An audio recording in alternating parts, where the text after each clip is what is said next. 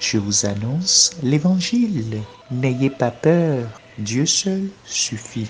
Lundi de la 16e semaine du temps ordinaire de l'année liturgique A.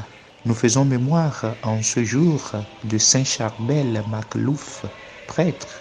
Évangile de Jésus-Christ selon Saint Matthieu au chapitre 12, versets 38 à 42.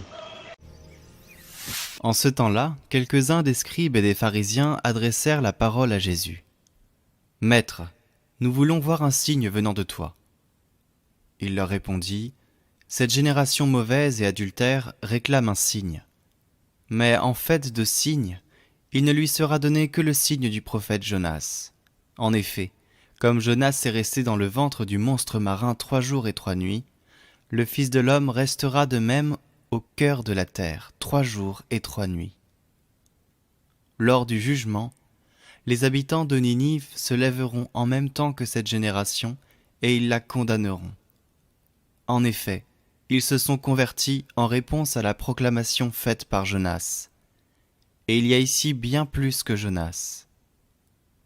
Lors du jugement, la reine de Saba se dressera en même temps que cette génération et elle la condamnera.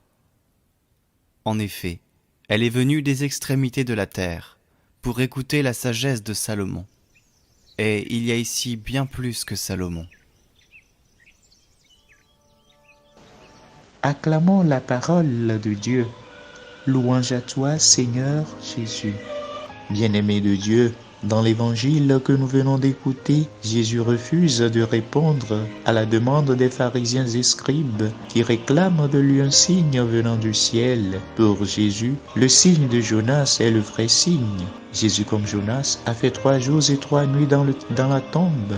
Il n'y a plus un signe plus grand que celui-ci. C'est le signe de l'assurance que notre salut est dans la mort et la résurrection de notre Seigneur Jésus-Christ. Ouvrons nos yeux à voir ce signe d'amour de Dieu qui se donne à nous sans réserve, plutôt que de chercher encore d'autres signes et assurances ailleurs. Que Dieu nous donne la grâce de la clairvoyance. Que cette parole de foi et de confiance soutienne et guide ta journée. Amen. Méditation proposée par Célestin Éclos, missionnaire combonien du cœur de Jésus, de la paroisse Notre-Dame de la médaille miraculeuse de Corée dans l'archidiocèse de Lomé. À tous ceux et celles qui célèbrent en ce jour un événement heureux, nous leur souhaitons une très bonne fête.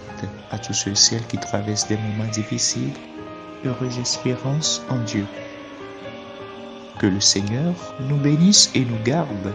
Au nom du Père et du Fils et du Saint-Esprit.